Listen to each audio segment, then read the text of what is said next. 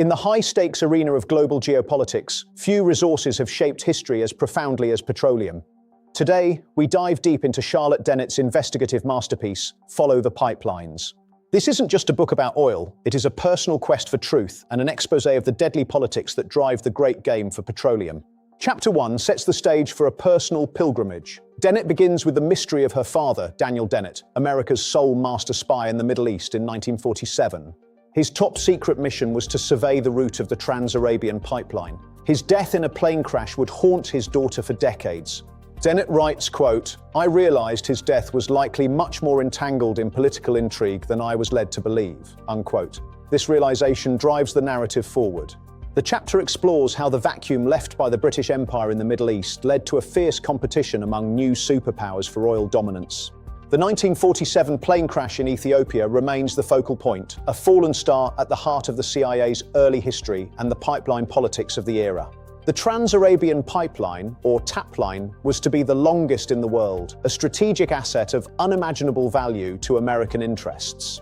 As we transition to Chapter 2, the book explores how intelligence agencies and big oil interests began to weave a web of secrecy and control.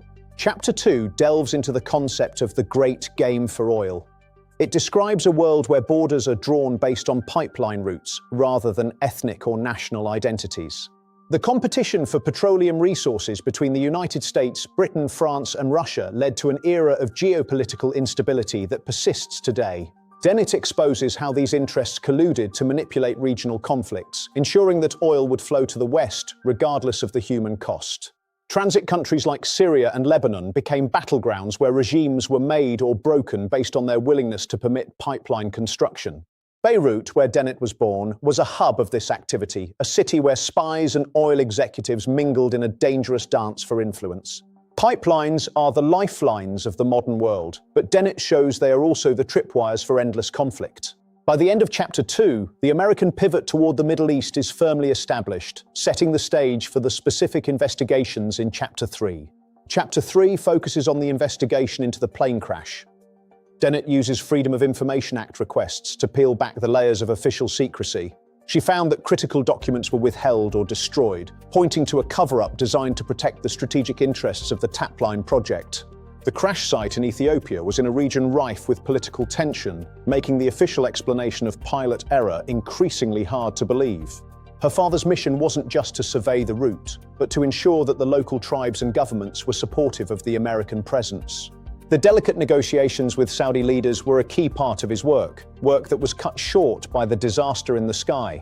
As Dennett notes, quote, "Context matters. When you notice what is missing, you begin to see the true picture," unquote. This is the heart of her methodology. In Chapter 4, the scope widens to include the broader Middle Eastern landscape and the rivalries that defined the Cold War oil rush. Chapter 4 explores the burgeoning rivalry with the Soviet Union over Middle Eastern oil. This was the true beginning of the Cold War energy struggle. Russia's interest in the region's oil fields was a direct threat to Western energy security, leading to a series of proxy battles that defined the era. The need to secure sea lanes and pipeline terminals led to a permanent military presence that would shape the region for the next 70 years. The Iraq Petroleum Company, or IPC, and its older pipelines are examined here as the predecessors to the modern TAP line project. Dennett argues that these pipelines were not just commercial assets, but tools of empire used to maintain control over restive populations. The book details how military protection of these assets became the primary driver of US foreign policy, often at the expense of democratic values.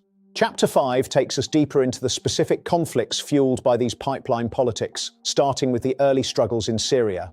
Chapter 5 is a chilling account of how the pursuit of oil led to the first CIA-backed coups in Syria in the late 1940s.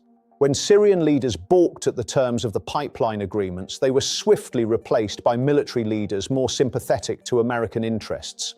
This pattern of regime change for energy security would become a hallmark of Western intervention throughout the 20th century. Dennett points out the irony. While the West championed democracy, it actively undermined it to protect the flow of oil through the TAP line. The deadly politics of the book's title refers to the targeted killings and proxy wars that were used to silence opposition to these projects. The human cost was often overlooked, hidden beneath the shimmering lights of the new oil wealth that transformed the region's elite. Chapter 6 expands the analysis to the entire Eastern Mediterranean, where the terminus of these pipelines became strategic prizes. Chapter 6 focuses on the pipeline terminals in places like Haifa and Sidon, and how they influenced the early Arab-Israeli conflict.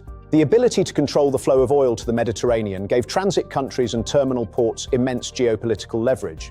Dennett reveals how the 1948 war was as much about energy security as it was about national identity and territory. She argues that understanding these pipeline routes is the only way to make sense of the otherwise incomprehensible shifts in regional alliances. The Great Game for Oil was a chess match, where countries were the pieces and pipelines were the board. Each move was calculated for maximum energy control.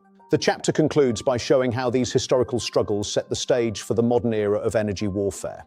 In Chapter 7, the narrative jumps forward to the modern era, examining how these same forces have driven the conflicts of the 21st century. Chapter 7 brings us to the present day, exploring the wars in Syria, Iraq, and Yemen through the lens of pipeline politics.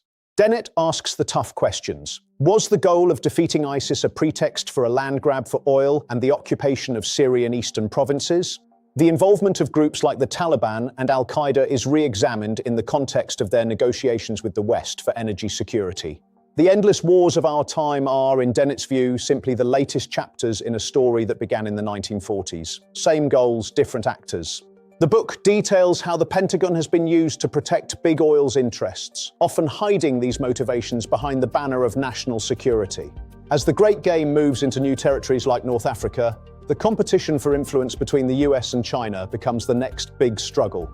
Chapter 8 returns to the personal mystery of the spy, looking at the involvement of double agents like Kim Philby. Chapter 8 examines the role of the infamous double agent Kim Philby in the events surrounding the death of Daniel Dennett.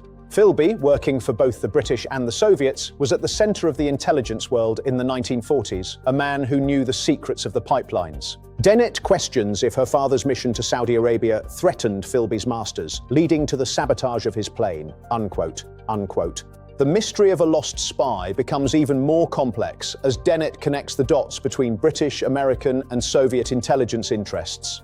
She uncovers how Philby's dual loyalty allowed him to manipulate the very projects her father was trying to secure, leading to a tragic outcome. The chapter serves as a reminder that in the world of espionage, the truth is often buried beneath layers of deception and betrayal. In Chapter 9, Dennett looks toward the future and the new battlegrounds of the Great Game in the 21st century.